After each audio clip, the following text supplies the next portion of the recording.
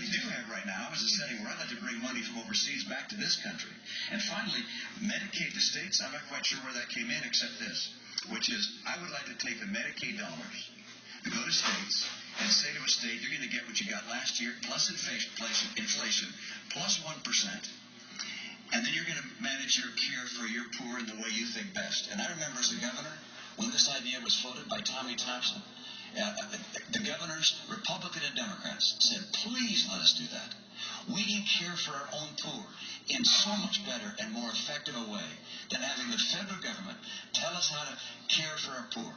So let's face it. One of the magnificent things about this country is the whole idea that states are the laboratories of democracy.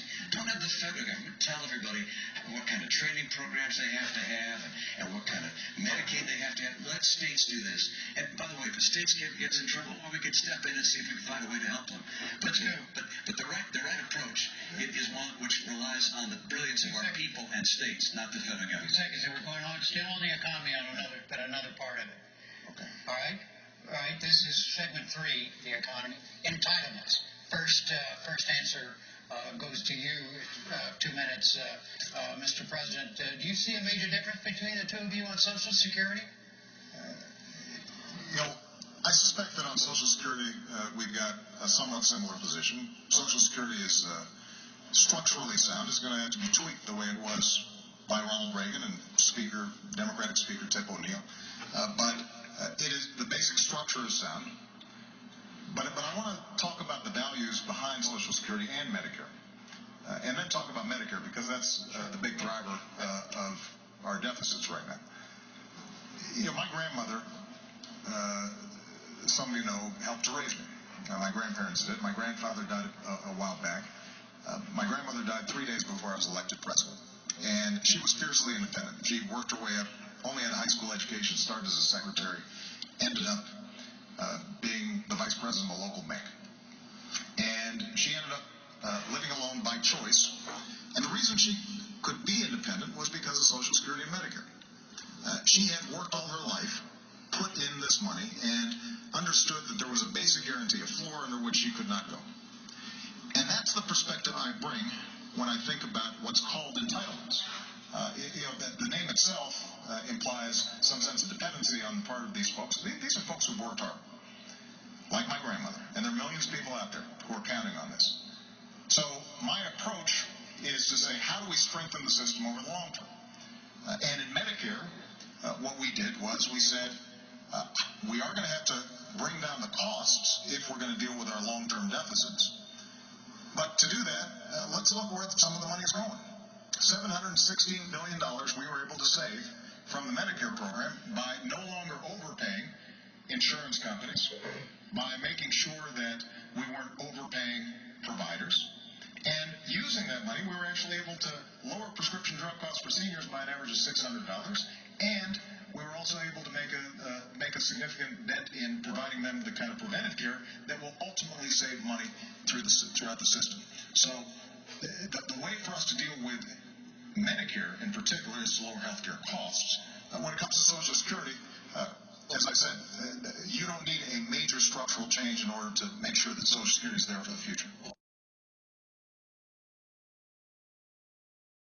Security and entitlements. Well, Jim, our seniors depend on these programs, and I know anytime we talk about entitlements, people become concerned that something's going to happen that's going to change their life for the worst.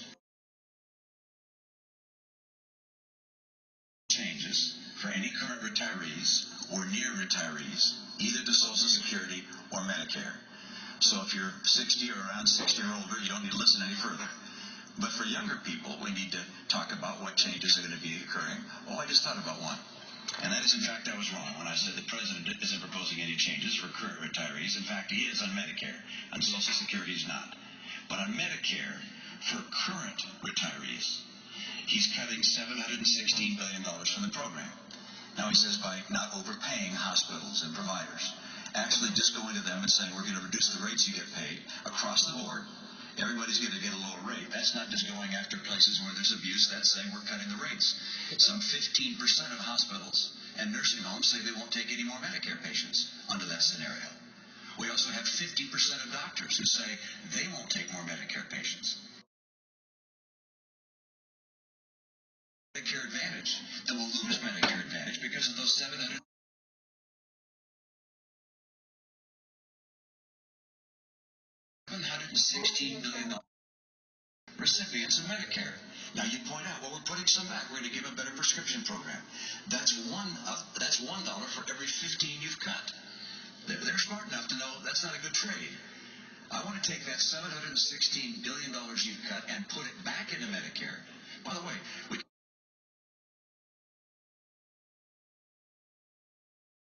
$1 from Medicare to be able to balance the additional cost of Obamacare is, in my opinion, a mistake. And with regards to young people coming along, I've got proposals to make sure Medicare and Social Security are there for them without any question. First of all, I think it's important for Governor Romney to present this plan that he says will only affect folks in the future. And the essence of the plan is that he would turn Medicare into a voucher program. It's called premium support, but it's understood to be a voucher program. And you don't support that? I don't, and let me explain why. Again, that's for future people, right? Not for current retirees. So if you're 54 or 55, you might want to listen, because this will affect you. The idea, which was originally presented by Congressman Ryan, your running mate, is that we would give a voucher to seniors, and they could go out in the private marketplace and buy their own health insurance. The problem is that because the voucher wouldn't necessarily keep up with healthcare inflation, it was estimated that this would cost the average senior about $6,000 a year. Now, in fairness, what Governor Romney has now said is he'll maintain traditional Medicare alongside it. But there's still a problem, because what happens is those insurance companies are pretty clever at figuring out who are the younger and healthier seniors. They recruit them, leaving the older, sicker seniors in Medicare.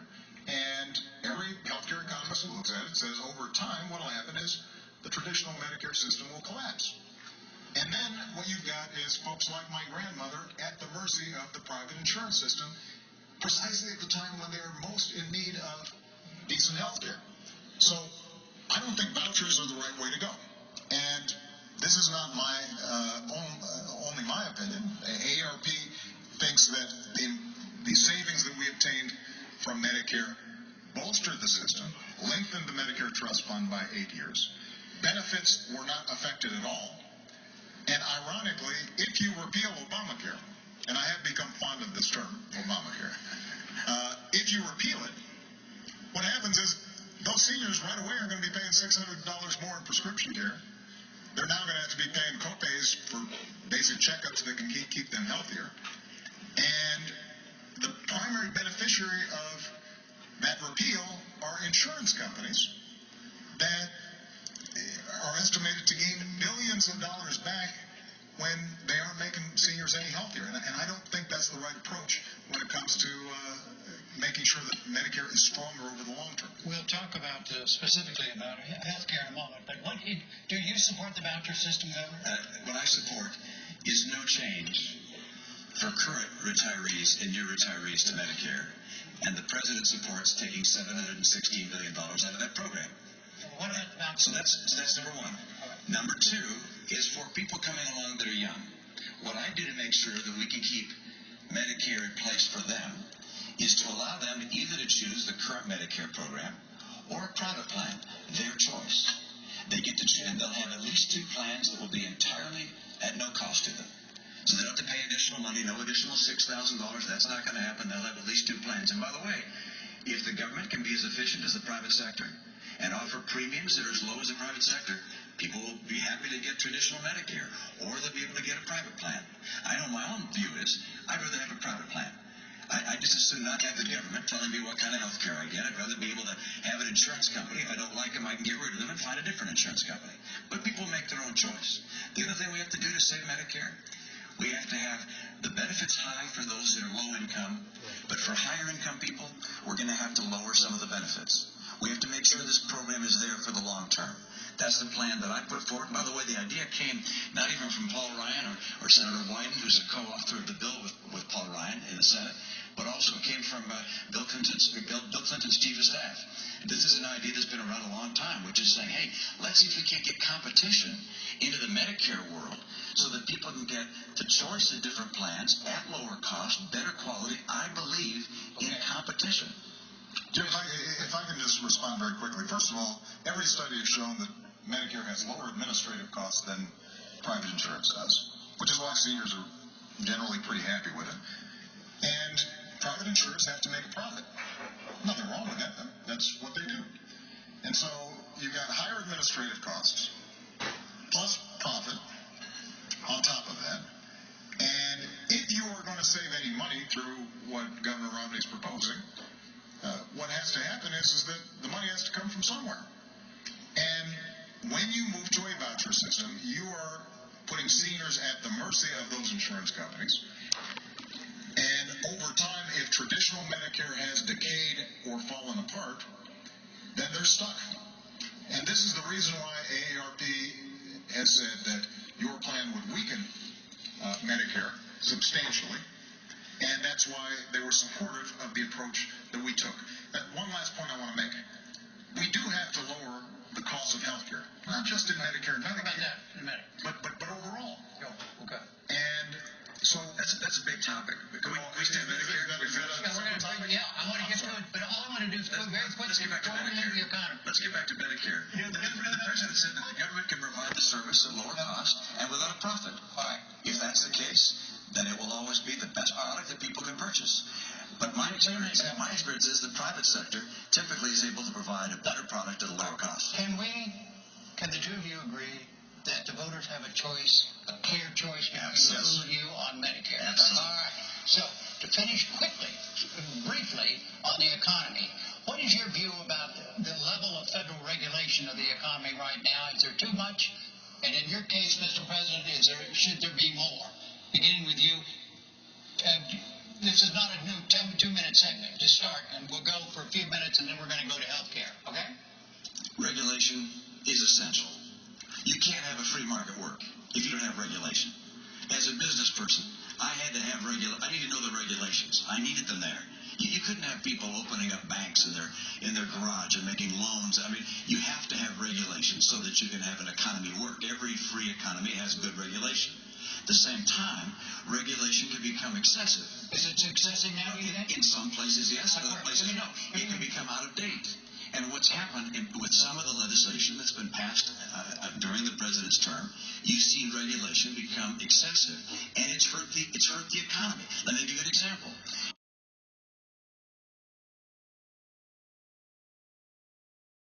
I think has some unintended consequences that are harmful to the economy. One is it designates a number of banks as too big to fail, and they're effectively guaranteed by the federal government. This is the biggest kiss that's been given to New York banks I've ever seen. This is an enormous boon for them. There have been 122 community and small banks have closed since Dodd-Frank. So there's one example. Here's another. In Dodd-Frank, it's... You want to repeal Dodd-Frank? Well, I would repeal it and replace it. We're not going to get rid of all regulation. You have to have regulation. And there's some parts of Dodd-Frank that make all the sense in the world. You need transparency. You need to have leverage limits for... Well, here's a specific... Let's mention the other one. Let's talk the other big... No, let's not. Okay. Let's let him respond. Let's let him respond to this specific on Dodd-Frank and what the governor just said. Well, I think this is a great example. The reason we have been in such an enormous economic crisis it was prompted by reckless behavior across the board. Now, it wasn't just on Wall Street. You had loan officers that were given loans and mortgages that really shouldn't have been given because the folks didn't qualify. You had people who were borrowing money to buy a house that they couldn't afford. You had credit agencies that were stamping these as A1 great investments when they weren't. But you also had banks making money hand over fist, churning out products that the bankers themselves didn't even understand in order to make big profits, but knowing that it made the entire system vulnerable. So what did we do? We stepped in and had the toughest reforms on Wall Street since the 1930s. We said you've got banks, you've got to raise your capital requirements. You can't engage in some of this risky behavior that is putting Main Street at risk. we're going to make sure that you've got to have a living will, so we can know how you're going to wind things down if you make a bad bet, so we don't have other taxpayer bailouts. In the meantime, by the way, we also made sure that all the help that we provided those banks was paid back every single dime with interest. Now, Governor Romney has said he wants to repeal Dodd-Frank, and I appreciate, and it appears we've got some agreement that a marketplace to work has to have some regulation. But in the past, Governor Romney said he just wants to repeal Dodd-Frank, roll it back. And so the question is, does anybody out there think that the big problem we had is that there was too much oversight and regulation of Wall Street? Because if you do, then Governor Romney is your candidate. But that's not what I believe. This is not the facts. Look, we have to have regulation of Wall Street. That's why I'd have regulation, but I wouldn't designate 5 banks as too big to fail and give them a blank check. That's one of the unintended consequences of Dodd-Frank. It wasn't thought through properly. We need to get rid of that provision because it's killing regional and small banks. They're getting hurt. Let me mention another regulation of Dodd-Frank. You say we were giving mortgages to people who weren't qualified. That's exactly right. It's one of the reasons for the great financial calamity we had. And so Dodd-Frank correctly says we need to have qualified mortgages, and if you give a mortgage that's not qualified, there are big penalties. Except they didn't ever go on to define what a qualified mortgage was. It's been 2 years. We don't know what a qualified mortgage is yet. So banks are reluctant to make loans, mortgages. Try and get a mortgage these days. It's hurt the housing market because Dodd-Frank didn't anticipate putting in place the kinds of regulations you have to have. It's not that Dodd-Frank always was wrong with too much regulation. Sometimes they didn't come out with a clear regulation. I will make sure we don't hurt the functioning of our marketplace and our businesses because I want to bring back housing and get good jobs. All right, I think we have another clear difference between the two of you. Now let's move to health care, where I know there is a clear difference, and that has to do with the Affordable Care Act, Obamacare, and it's a new segment, and that means 2 minutes each, and you go first, Governor Romney. You wanted repeal. You want the Affordable Care Act repeal. Why? I sure do. Well, in part, it comes again from my experience. I was in New Hampshire. A woman came to me and she said, look, I can't afford insurance for myself or my son. I met a couple in Appleton, Wisconsin, and they said, we're thinking of dropping our insurance. We can't afford it. And the number of small businesses I've gone to that are saying they're dropping insurance because they can't afford it, the cost of health care is just prohibitive. And we've got to deal with cost. And unfortunately, when you look at Obamacare, the Congressional Budget Office has said it will cost $2,500 a year more than traditional insurance. So it's adding to cost. And as a matter of fact, when the president ran for office, he said that by this year he would have brought down the cost of insurance for each family by $2,500 a family. Instead, it's gone up by that amount. So it's expensive. Expensive things hurt families. So that's one reason I don't want it. Second reason, it cuts $716 billion from Medicare to pay for it. I want to put that money back in Medicare for our seniors. Number 3, it puts in place an unelected board that's going to tell people ultimately what kind of treatments they can have. I don't like that idea. Fourth, there was a survey done of small businesses across the country. It said, what's been the effect of Obamacare on your hiring plans? And 3/4 of them said it makes us less likely to hire people. I just don't know how the president could have come into office facing 23 million people out of work, rising unemployment, an economic crisis at the kitchen table, and spent his energy and passion for 2 years fighting for Obamacare instead of fighting for jobs for the American people. It has killed jobs. And the best course for health care is to do what we did in my state. Craft a plan at the state level that fits the needs of the state. And then let's focus on getting the cost down for people rather than raising it with a $2,500 additional premium. Mr. President, the argument against repeal. Well, 4 years ago when I was running for office, I was traveling around and having those same conversations that Governor Romney talks about. And it wasn't just that small businesses were seeing costs skyrocket and they couldn't get affordable coverage even if they wanted to provide it to their employees. It wasn't just that this was the biggest driver of our federal deficit, our overall health care costs, but it was families who were worried about going bankrupt if they got sick. Millions of families all across the country. If they had a pre-existing condition, they might not be able to get coverage at all. If they did have coverage, insurance companies might impose an arbitrary limit. And so as a consequence, they're paying their premiums. Somebody gets really sick. Lo and behold, they don't have enough money to pay the bills because the insurance companies say that they've hit the limit. So we did work on this alongside working on jobs, because this is part of making sure that middle-class families are secure in this country. And let me tell you exactly what Obamacare did. Number one, if you've got health insurance, it doesn't mean a government takeover. You keep your own insurance, you keep your own doctor, but it does say insurance companies can't jerk you around. They can't impose arbitrary lifetime limits. They have to let you keep your kid on your insurance plan until you're 26 years old. And it also says that you're going to have to get rebates if insurance companies are spending more on administrative costs and profits than they are on actual care. Number two, if you don't have health insurance, we're essentially setting up a group plan that allows you to benefit from group rates that are typically 18% lower than if you're out there trying to get insurance on the individual market. Now, the last point I'd make before 2 minutes is up, sir. No, I think I had 5 seconds before you interrupted me. Was the irony is that we've seen this model work really well in Massachusetts, because Governor Romney did a good thing, working with Democrats in the state to set up what is essentially the identical model, and as a consequence, people are covered there. It hasn't destroyed jobs, and as a consequence, we now have a system in which we have the opportunity to start bringing down costs, as opposed to just leaving millions of people out in the cold. Your 5 seconds went away a long time ago.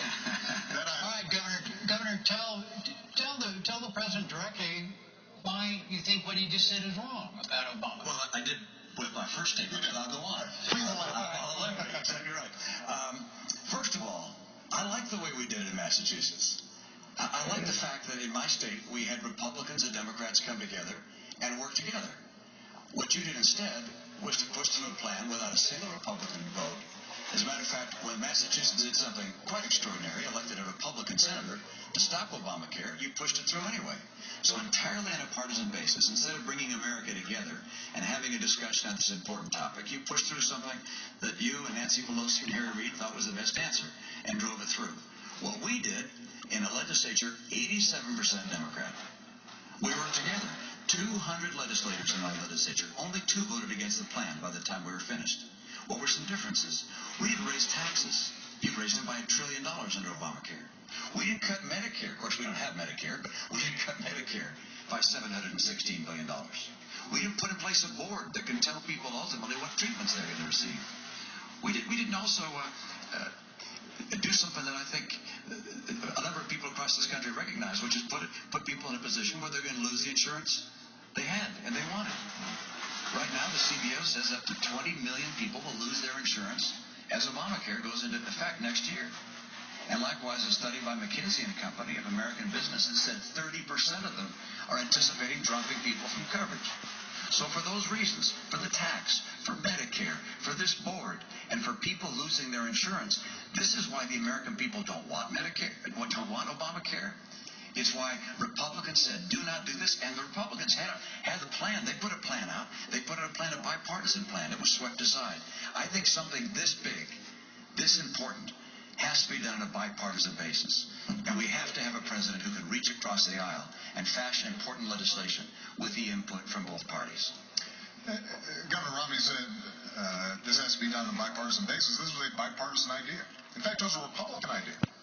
And Governor Romney, at the beginning of this debate, wrote and said, what we did in Massachusetts could be a model for the nation. And I agree that the Democratic legislators in Massachusetts might have given some advice to Republicans in Congress about how to cooperate.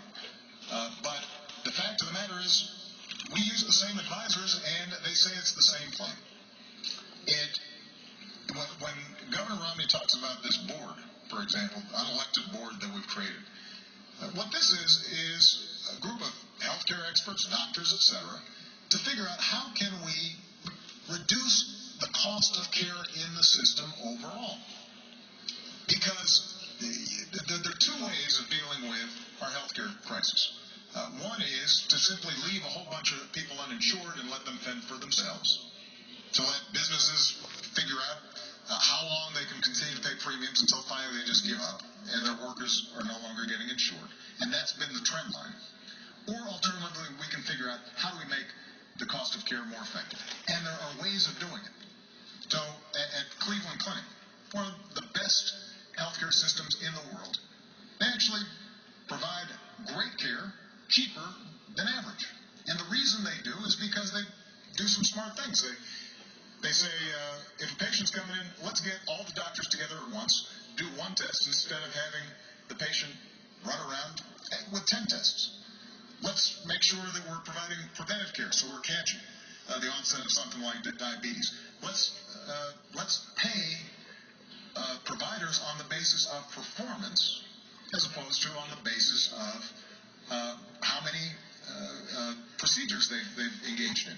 Now, so what this board does is basically identifies best practices and says, let's use the purchasing power of Medicare and Medicaid to help to institutionalize all these good things that we do. And the fact of the matter is that when Obamacare is fully implemented, we're going to be in a position to show that costs are going down. And over the last 2 years, healthcare premiums have gone up.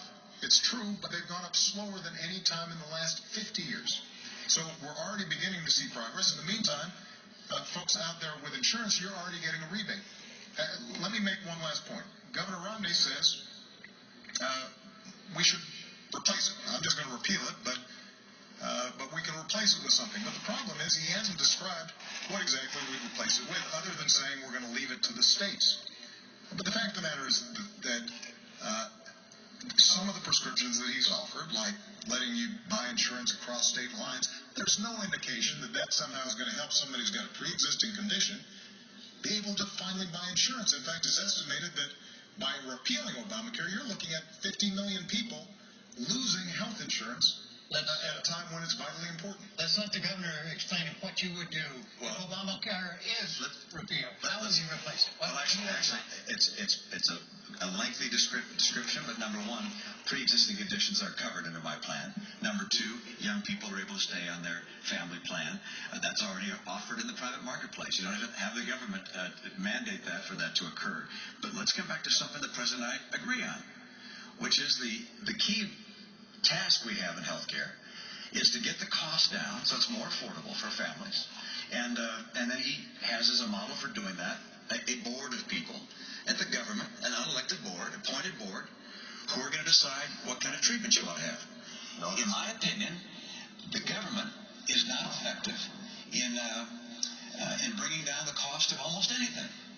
As a matter of fact, free people and free enterprises trying to find ways to do things better are able to be more effective in bringing down the cost than the government will ever be. Your example of the Cleveland Clinic is my case in point, along with several others I could describe. This is the private market. These are enterprises competing with each other, learning how to do better and better jobs. I used to consult to hospitals and to healthcare providers. I was astonished at the creativity and innovation that exists in the American people. In order to bring the cost of health care down, we don't need to have a board of 15 people telling us what kinds of treatments we should have.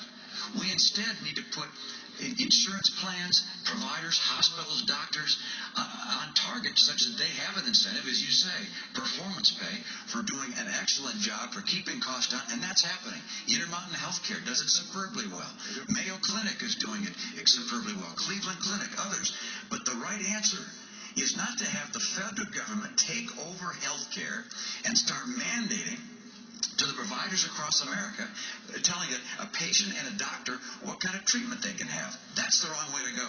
The private market and individual responsibility always work best. Let me just point out, first of all, this board that we're talking about can't make decisions about what treatments are given. That's explicitly prohibited in the law.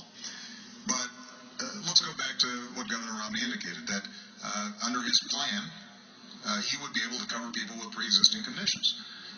Well, actually, Governor, that isn't what your plan does. What your plan does is to duplicate what's already the law, which says, if you are out of health insurance for 3 months, then you can end up getting continuous coverage, and an insurance company can't deny you if it's been under 90 days.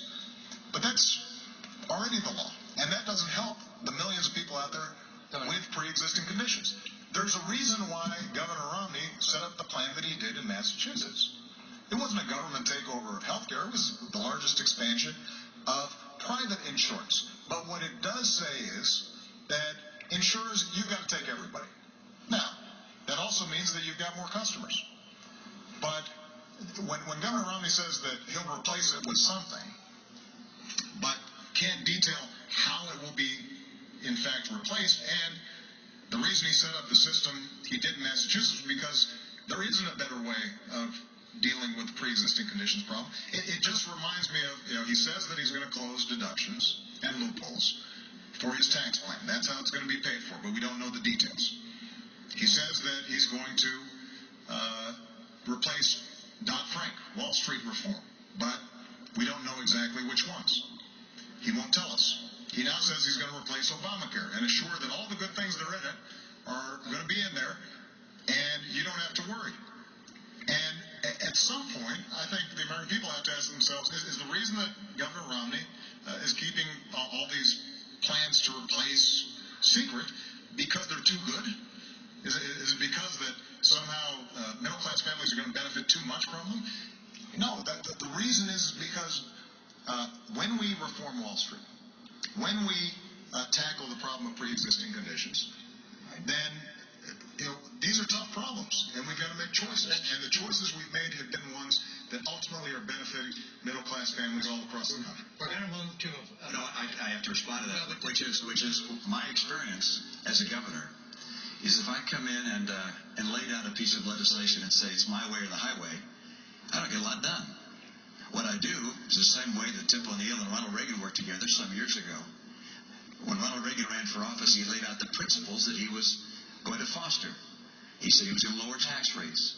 He said he was going to broaden the base. You said the same thing. You're going to simplify the tax code, broaden the base. Those are my principles. I want to bring down the tax burden on middle-income families. And I'm going to work together with Congress to say, okay, what are the various ways we can bring down deductions, for instance? One way, for instance, would be to have a single number. Make up a number, $25,000, $50,000. Anybody can have deductions up to that amount. And then that number disappears for high-income people. That's one way one could do it. One could follow Bowles Simpson as a model and take deduction by deduction and make differences that way. There are alternatives to accomplish the objective I have, which is to bring down rates, broaden the base, simplify the code, and create incentives for growth. And with regards to health care, you had remarkable details with regards to my pre-existing condition plan. You obviously studied up on my plan. In fact, I do have a plan that deals with people with pre-existing conditions. That's part of my health care plan.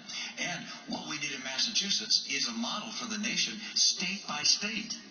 And the entire nation.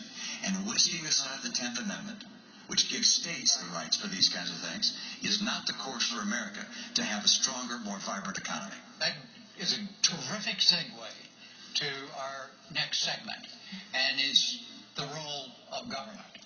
And it's the role of government, and it is you are first on this, Mr. President. And the question is this: do you believe, both of you, but you had the first 2 minutes on this, Mr. President?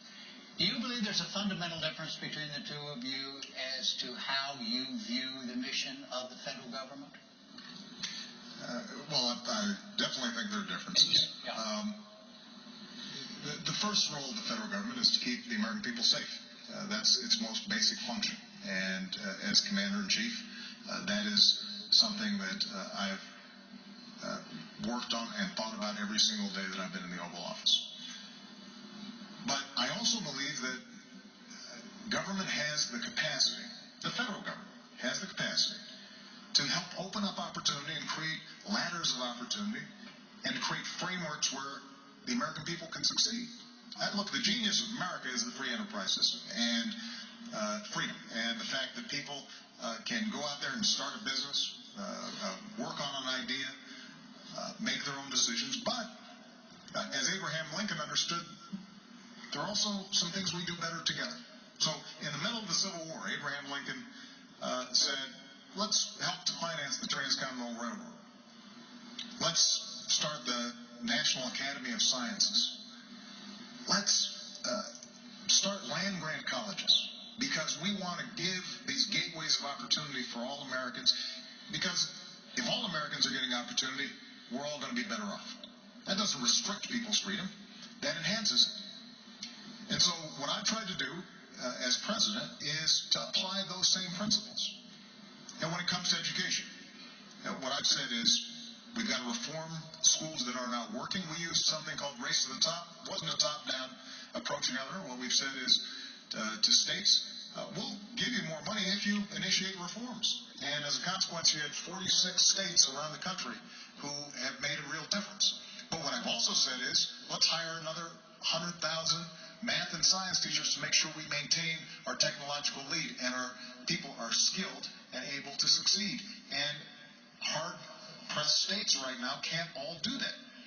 In fact, we've seen layoffs of hundreds of thousands of teachers over the last several years, and Governor Romney doesn't think we need more teachers. I do, because I think that is the kind of investment where the federal government can help. It can't do it all, but it can make a difference, and as a consequence, we'll have a better trained workforce, and that will create jobs because companies want to locate in places where we've got a skilled workforce. 2 minutes, Governor, on the role of government. Your view. Well, first, I love great schools. Massachusetts, our schools are ranked #1 of all 50 states, and the key to great schools, great teachers. So I reject the idea that I don't believe in great teachers or more teachers. Every school district, every state should make that decision on their own. The role of government. Look behind us. The Constitution and the Declaration of Independence. The role of government is to promote and protect the principles of those documents. First, life and liberty. We have a responsibility to protect the lives and liberties of our people, and that means a military second to none. I do not believe in cutting our military. I believe in maintaining the strength of America's military. Second, in that line that says we are endowed by our Creator with our rights, I believe we must maintain our commitment to religious tolerance and freedom in this country. That statement also says that we are endowed by our Creator with the right to pursue happiness as we choose. I interpret that as, one, making sure that those people who are less fortunate and can't care for themselves are cared by one another. We're a nation that believes that we're all children of the same God, and we care for those that have difficulties, those that are elderly and have problems and challenges, those that are disabled. We care for them, and we look for discovery and innovation, all these things desired out of the American heart to provide the pursuit of happiness for our citizens. But we also believe in maintaining for individuals the right to pursue their dreams, and not to have the government substitute itself for the rights of free individuals. And what we're seeing right now is, in my view, a trickle-down government approach, which has government thinking it can do a better job than free people pursuing their dreams, and it's not working. And the proof of that is 23 million people out of work. The proof of that is 1 out of 6 people in poverty.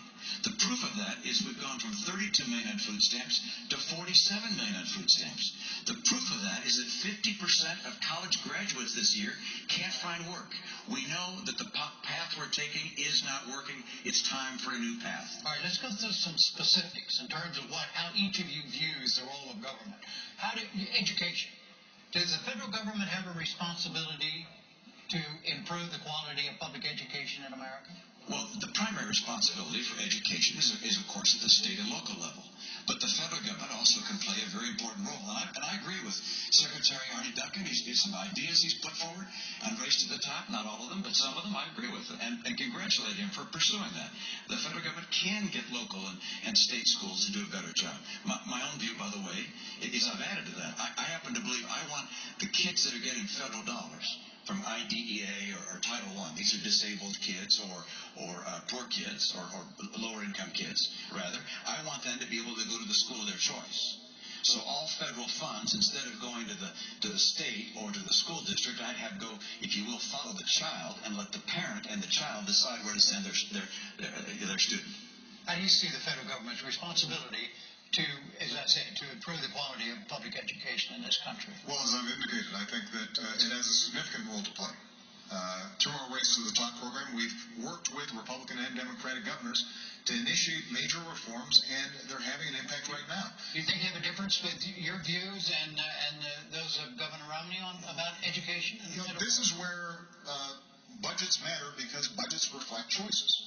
So when Governor Romney indicates that he wants to cut taxes and potentially benefit folks like me and him, and to pay for it, we're having to initiate significant cuts in federal support for education. That makes a difference. His running mate, Congressman Ryan, put forward a budget that reflects many of the principles that Governor Romney's talked about. And it wasn't very detailed. This seems to be a trend, but what it did do is if you extrapolated how much money we're talking about, you look at cutting the education budget by up to 20%. When it comes to community colleges, we are seeing great work done out there all over the country, because we have the opportunity to train people for jobs that exist right now. And one of the things I suspect Governor Romney and I probably agree on is getting businesses to work with community colleges so that they're setting up their training programs. Do you agree, Governor? Let me just finish my point. I suspect it'll be a small around my state, by the way. Yeah. Where they're partnering so that they're designing training programs, and people who are going through them know that there's a job waiting for them if they complete. Okay. That makes a big difference, but that requires some federal support. Let me just say one final example. When it comes to making college affordable, whether it's 2-year or 4-year, one of the things that I did as president was we were sending $60 billion to banks and lenders as middlemen for the student loan program, even though the loans were guaranteed, so there was no risk for the banks or the lenders, but they were taking billions out of the system. And we said, why not cut out the middleman? And as a consequence, what we've been able to do is to provide millions more students assistance, lower or keep low interest rates on student loans. And this is an example of where our priorities make a difference. Governor Romney, I genuinely believe, cares about education. But when he tells a student that you should borrow money from your parents to go to college, that indicates the degree to which there may not be as much of a focus on the fact that folks like myself, folks like Michelle, kids probably who attend University of Denver, just don't have that option. And for us to be able to make sure that they've got that opportunity and they can walk through that door, that is vitally important, not just to those kids. It's how we're going to grow this economy over the long term. We're running out of time. Jim, I think you have a chance to respond to that. Mr. President, you're entitled as a president of your own airplane and to your own house, but not to your own facts. All right, I'm not going to cut education funding. I don't have any plan to cut education funding and grants to go to people going to college. I'm planning on continuing to grow, so I'm not planning on making changes there. But you make a very good point, which is that the place you put your money just makes a pretty clear indication of where your heart is. You put $90 billion into green jobs, and I'm all in favor of green energy. $90 billion. That would have hired 2 million teachers. $90 billion. And these businesses, many of them have gone out of business. I think about half of them, of the ones that have been invested in, have gone out of business. A number of them happen to be owned by people who are contributors to your campaigns. Look, the right course for America's government, we're talking about the role of government, is not to become the economic player, picking winners and losers, telling people what kind of health treatment they can receive, taking over the healthcare system that has existed in this country for a long, long time and has produced the best health records in the world. The right answer for government is to say, how do we make the private sector become more efficient and more effective? How do we get schools to be more competitive? Let's grade them. I propose we grade our schools so parents know which schools are succeeding and failing, so they can take their child to a school that's being more successful. I don't want to cut our commitment to education. I want to make it more effective and efficient. And by the way, I've had that experience. I don't just talk about it. I've been there. Massachusetts schools are ranked #1 in the nation. This is not because I didn't have commitment to education. It's because I care about education for all of our kids. All right, gentlemen, excuse me one second. Excuse me, sir. We've got barely have 3 minutes left. I'm not going to grade the two of you and say your answers have been too long or I've done a poor job. You've done a great job. Oh, well, no. But the fact is, government, the role of government and governing, we've lost a pod, in other words. So we only have three minutes left in the debate before we go to your closing statements. And so I want to ask finally here, and remember, we got 3 minutes total time here. And the question is this. Many of the legislative functions of the federal government right now are in a state of paralysis as a result of partisan gridlock. If elected, in your case, if re-elected in your case, what would you do about that? Governor? Jim, I had the great experience, it didn't seem like it at the time, of being elected in a state where my legislature was 87% Democrat. And that meant I figured out from day one I had to get along. And I had to work across the aisle to get anything done. We drove our schools to be #1 in the nation. We cut taxes 19 times. What would you do as president? As president, I will sit down on day one, actually the day after I get elected.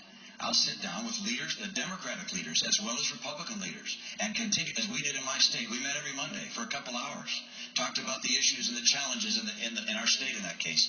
We have to work on a collaborative basis, not because we're going to compromise our principle, but because there's common ground. And the challenges America faces right now. Look, the reason I'm in this race is there are people that are really hurting today in this country. And we face this deficit could crush the future generations. What's happening in the Middle East? There are developments around the world that are of real concern.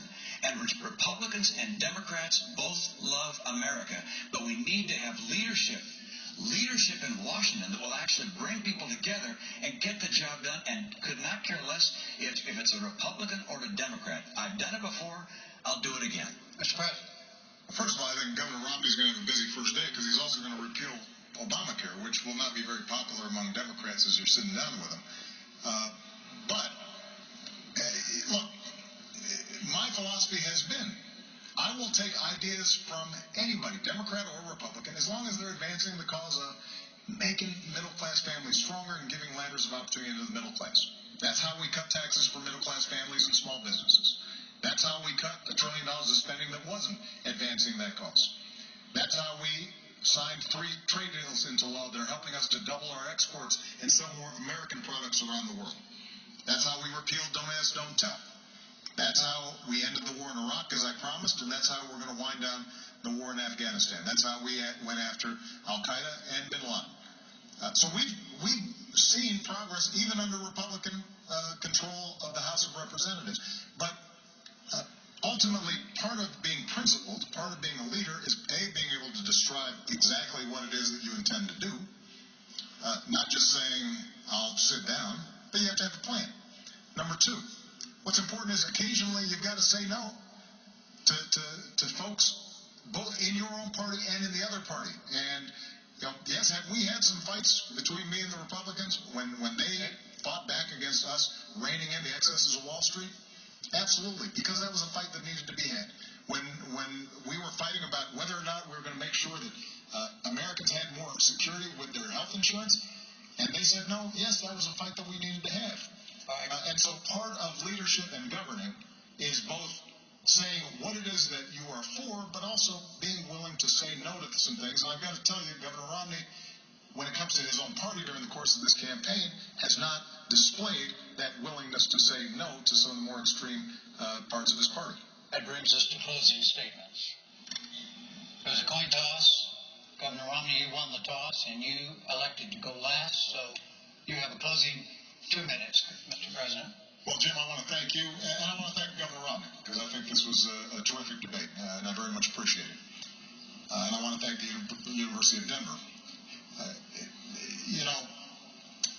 4 years ago, we were going through a major crisis, and yet my faith and confidence in the American future is undiminished. And the reason is because of its people. because the woman I met in North Carolina who decided at 55 to go back to school because she wanted to inspire her daughter and now has a job from that new training that she's gotten. Because a company in Minnesota who was willing to give up salaries and perks for their executives to make sure that they didn't lay off workers during a recession. The auto workers that you meet in Toledo or Detroit take such pride in building the best cars in the world, not just because of a paycheck, but because it gives them that sense of pride that they're helping to build America. And so the question now is, how do we build on those strengths? And everything that I've tried to do, and everything that I'm now proposing for the next 4 years in terms of improving our education system or developing American energy or making sure that we're closing loopholes for companies that are shipping jobs overseas and focusing on small businesses and companies that are creating jobs here in the United States or closing our deficit in a responsible, balanced way that allows us to invest in our future. All those things are designed to make sure that the American people, their genius, their grit, their determination, is channeled and they have an opportunity to succeed. And everybody's getting a fair shot and everybody's getting a fair share. Everybody's doing a fair share and everybody's playing by the same rules. 4 years ago, I said that I'm not a perfect man and I wouldn't be a perfect president. And that's probably a promise that Governor Romney thinks I've kept. But I also promised that I'd fight every single day on behalf of the American people, the middle class, and all those who are striving to get in the middle class. I've kept that promise, and if you'll vote for me, then I promise I'll fight just as hard in the second term. Governor Romney, your 2 minute close. Thank you, Jim, and Mr. President. Thank you for tuning in this evening. This is an important election, and I'm concerned about America. I'm concerned about the direction America has been taking over the last 4 years.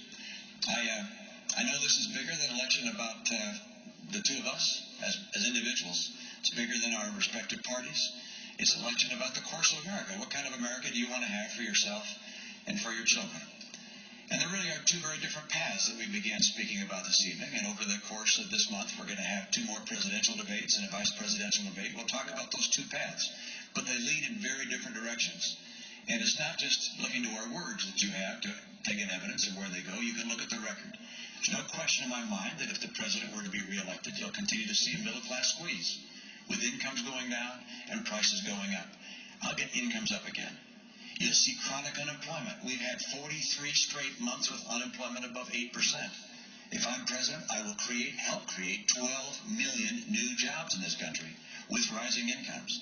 If the president's reelected, Obamacare will be fully installed. In my view, that's going to mean a whole different way of life for people who counted on the insurance plan they had in the past. Many will lose it. You're going to see health premiums go up by some $2,500 per family. If I'm elected, we won't have Obamacare. We'll put in place the kind of principles that I've put in place in my own state and allow each state to craft their own programs to get people insured, and we'll focus on getting the cost of health care down.